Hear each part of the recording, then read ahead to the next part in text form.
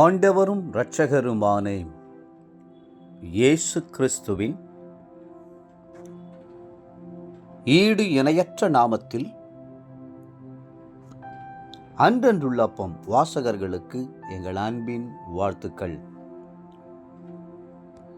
2025 ஆண்டு செப்டம்பர் மாதம் 15ஆம் தேதி திங்கட்கிழமைக்குரிய தின தியானம்.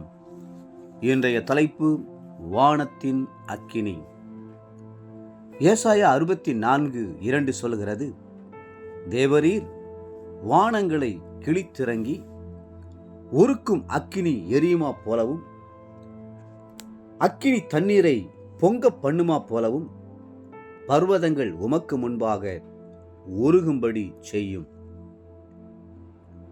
ஏசாயா 64ஆம் அதிகாரமானது எழுப்புதலுக்காக கர்த்தர் கொடுத்திருக்கிற ஒரு வேத பகுதியாகும். இவ்வதிகாரத்தின் ஒவ்வொரு வசனத்தையும் ஜெபத்தோடு படித்து பாருங்கள். தேவனுடைய வல்லமை உங்கள் மேல் இறங்குகிறதை உணர்வீர்கள். ஒவ்வொரு நாளும் இந்த வல்லமையான ஜெபத்தை தியானியுங்கள். உங்களுடைய ஆவிக்குரிய ஜீவியமே மேன்மையாய் உயருவதை உணர்வீர்கள். ஏசாயா தீர்க்கதரிசி, தேவரீர் வானத்தை கிழித்திறங்கி உருக்கும் அக்கினி எரியுமா போலவும் அக்கினி ஊற்றும் என்று மன்றாடுகிறார். வானம் முழுவதையும்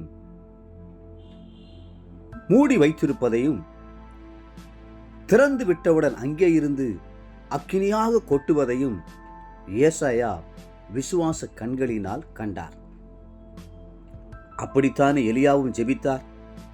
கர்த்தரே தேவன் என்று இஸ்ரவேல் ஜனங்கள் அறிந்து கொள்ள எலியா அக்கினிக்காக ஜெபிக்க வேண்டியது அவசியமாயிருந்தது. வேதம் சொல்கிறது, அந்திப்பலி செலுத்தும் நேரத்திலே தீர்க்கதரிசியாகிய எலியா வந்து, ஆபிரகாமுக்கும் ஈசாக்குக்கும் யாக்கோவுக்கும் தேவனாகிய கர்த்தாவே, இஸ்ரவேலிலே நீர் தேவன் என்றும் நான் உம்முடைய ஊழியக்காரன் என்றும் நான் இந்த காரியங்களை எல்லாம் உம்முடைய வார்த்தையின்படி செய்தேன் என்றும் இன்றைக்கு விளங்க பண்ணும் என்று ஜெபித்தபோது கர்த்தரிடத்திலிருந்து அக்கினி இறங்கி அந்த சர்வாங்க தகன பலியையும் விறகுகளையும் கற்களையும் மண்ணையும் பட்சித்து வாய்க்காலில் இருந்த தண்ணீரையும் நக்கி போட்டது.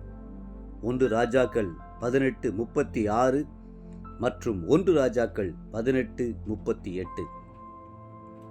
அக்கினி விழுந்தபோது ஏற்பட்ட பின் விளைவுகள் மகிமையானவை. கர்மேல் பர்வதத்திலிருந்து அத்தனை இஸ்ரவேலரும் கர்த்தர் பக்கமாய் திரும்பினார்கள். கர்த்தரே தெய்வம் என்று அவர்கள் அறிக்கை செய்தார்கள். அங்கே இருந்த 450 பாகால் தீர்க்கதரிசிகளையும் பிடித்து வெட்டினார்கள். இன்று பாகால் எனப்பட்ட தெய்வமோ அதனை கொண்டு வந்த பெலிஸ்தியரோ ஒருவர் கூட உலகில் கிடையாது. இன்று இப்படிப்பட்ட புதிய அக்கினியின் அபிஷேகம் நம் இந்திய தேசத்திற்கு மிகவும் தேவையாயிருக்கிறது. தேவரீர் வானங்களை கிழித்திறங்கும் என்று நாமும் ஊக்கமாய் ஜெபிப்போமா? ஆண்டவரே, என்னை அக்கினி ஜுவாலையாக மாற்றும், பாவம் நெருங்காத அக்கினியாக, சோதனை மேற்கொள்ளாத அக்கினியாக மாற்றும் என்று மன்றாடுவோமா?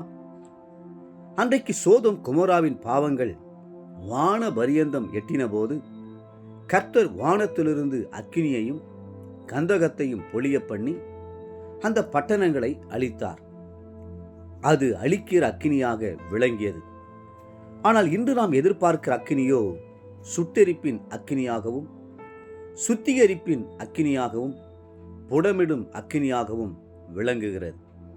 தேவப்பிள்ளைகளே, கர்த்தருடைய வருகைக்கு ஜனங்களை ஆயத்தப்படுத்தும் பரிசுத்த அக்கினி நமக்கு தேவை.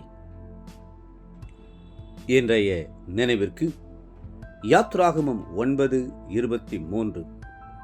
அப்பொழுது கர்த்தர் இடி முழக்கங்களையும் கல் மழைகளையும் அனுப்பினார். அக்கினி தரையின் மேல் வேகமாய் ஓடிற்று. எகிப்து தேசத்தின் மேல் கர்த்தர் கல்மழையை பெய்ய பண்ணினார். இன்றைய வேத வாசிப்பு காலை நீதிமொழிகள் 22, 23 மற்றும் 24 அதிகாரங்கள். மாலை 2 கொரிந்தியர் 8 அதிகாரம். அன்புக்குரிய அன்றன்றுள்ள வாசகர்களே, மீண்டும் உங்களை வாழ்த்துகிறோம். கடைசி கால எழுப்புதலுக்கான பரிசுத்த ஆவியானவரின் அக்கினிக்காய் வேண்டுதல் செய்யுங்கள். கர்த்தர் உங்களை ஆசீர்வதித்து மென்மேலும் உயர்த்துவாராக. ஆமென்.